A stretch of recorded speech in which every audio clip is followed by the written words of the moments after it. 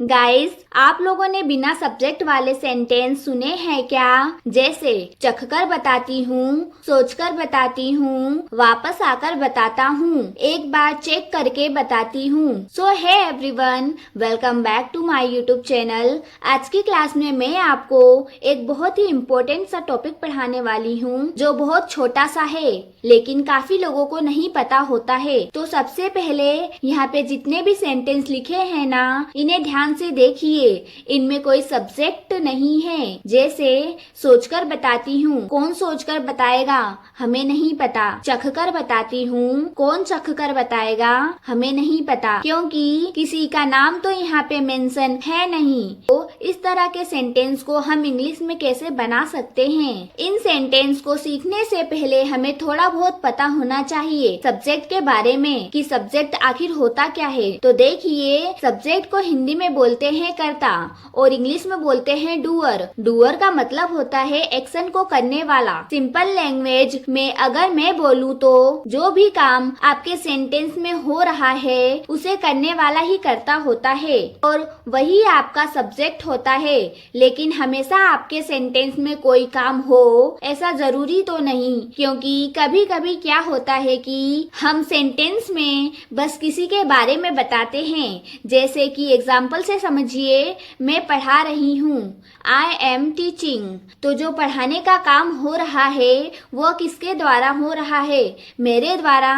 तो यहाँ पे सब्जेक्ट मैं हूँ। दूसरा सेंटेंस है, मैं एक शिक्षक हूँ, आई एम अ टीचर। यहाँ पे कोई वर्ब नहीं है, यानी कि यहाँ पे कोई काम नहीं हो रहा है। यहाँ पे सिंपल बताया जा रहा है कि मैं एक टीचर हूँ। तो यहाँ पे सब्जेक्ट क्या है? यहाँ पे भी सब्जेक्ट मैं हूँ, क्योंकि मेरे बारे में बात की जा रही है ना कि मैं एक टीचर हूँ।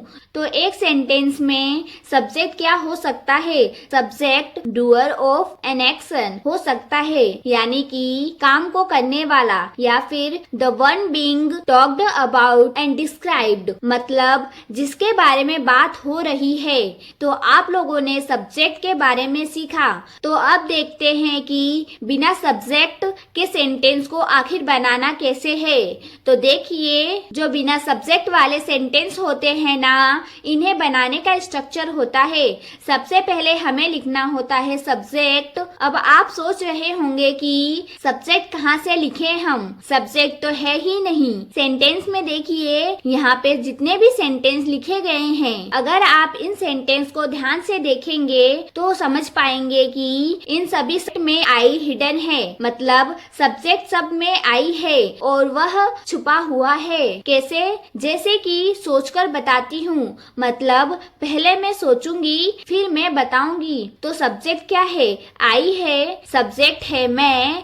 तो देखिए, हिंदी में क्या होता है कि आप बिना सब्जेक्ट के सेंटेंस बोल सकते हैं। जैसे सोचकर बताती हूँ, चखकर बताती हूँ, पूछकर बताती हूँ। But in English you can't speak like this. आपको सब्जेक्ट ऐड करना ही पड़ेगा। तो स्ट्रक्चर में सब्जेक्ट की जगह पे क्या लिखेंगे? आई लिखेंगे, क्योंकि सब में सब्जेक्ट आई है। आगे का स्ट्रक्चर बनाने से पहले मैं आपसे एक क्वेश्चन करना चाहती हूँ कि यहाँ पे जितने भी सेंटेंस लिखे हैं, यह कौन से टेंस में है? मुझे पता है कि आप में से बहुत से लोग बोलेंगे कि यह सभी सेंटेंस सिंपल प्रेजेंट टेंस में है, क्योंकि इन सभी सेंटेंस के लास्ट में ती हूँ या ता हूँ ऐसे वर्ड्स आ रहे हैं। तो देखिए, यहीं पे सभी लोग गलती करते हैं कि वो यह सोचते हैं कि लास्ट में ती हूँ, ता हूँ आया है तो ये सेंटेंस सिंपल प्रेजेंट टेंस में है और सेंटेंस को सिंपल प्रेजेंट टेंस की तरह बना देते हैं। तो वे सेंटेंस रॉन्ग हो जाता है। मैं आपको बता दूं कि ये सभी सेंटेंस फ्यूचर टेंस में हैं। कैसे? जैसे कि समझिए, सोचकर बताती हूँ, मतलब पहले मैं सोचूंगी उसके बाद मैं बताऊंगी। तो सोचने का काम पहले मैं करूंगी और बताने का काम बाद में, मतलब मतलब फ्यूचर में करूंगी। तो स्ट्रक्चर में सब्जेक्ट यानी कि आई के बाद हम लिखेंगे विल। अब देखिए यहाँ पे जितने भी सेंटेंस दिए गए हैं ना, इनमें दो वर्ब है। वर्ब यानी कि इनमें दो काम किए जा रहे हैं। जैसे कि अगर मैं पहले सेंटेंस की बात करूं, सोचकर बताती हूँ, तो सोचना आपकी पहली वर्ब है और बताना आपकी दूसरी वर्ब है। दूसरा देखिए, चखकर बताती हूँ। चखना आपकी पहली वर्ब है और बताना आपकी दूसरी वर्ब है। थर्ड में देखिए, एक बार चेक करके बताती हूँ। चेक करना आपकी पहली वर्ब है और बताना आपकी दूसरी वर्ब है। तो आप लोग देख पा रहे होंगे कि इन सब में एक वर्ब ऐसी है जो इन सब में कॉमन है और वो है बताना। तो बताने के लिए हम लोग मोस्ट कॉमनली यूज कर लेते हैं टेल वर्ड का।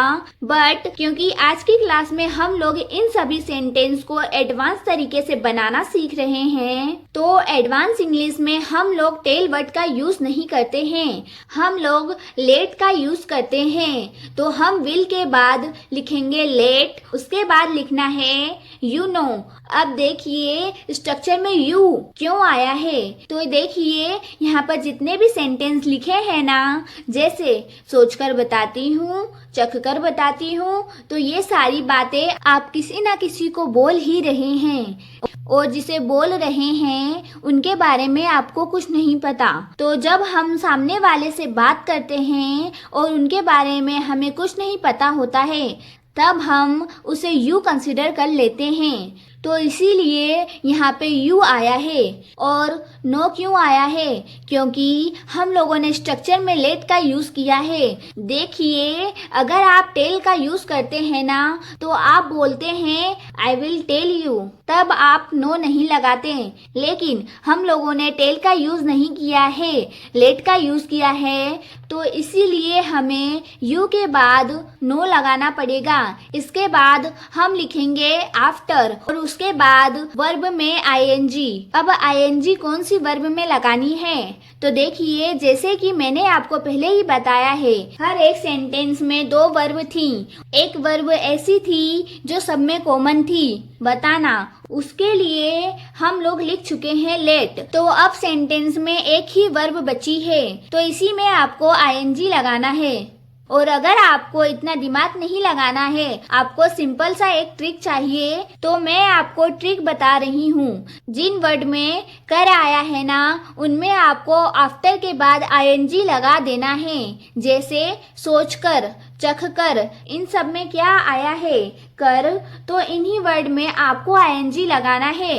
तो चलिए अब बनाते हैं सेंटेंस। तो देखिए पहला सेंटेंस है सोचकर बताती हूँ। इन सभी सेंटेंस में आई विल लेट यू नो, यह आपको सब में लिखना है। आई विल लेट यू नो का मतलब होता है मैं आपको बताऊंगी या मैं आपको बताती हूँ। जैसे आप यूज करते हैं ना कि आई विल टेल यू, इसी जगह पर आपको यूज करना है आई विल लेट यू नो। तो इसमें हम लिखेंगे आई विल लेट यू नो, उसके बाद हम लगाएंगे आफ्टर। अब आफ्टर के बाद आपको आईएनजी लगानी है।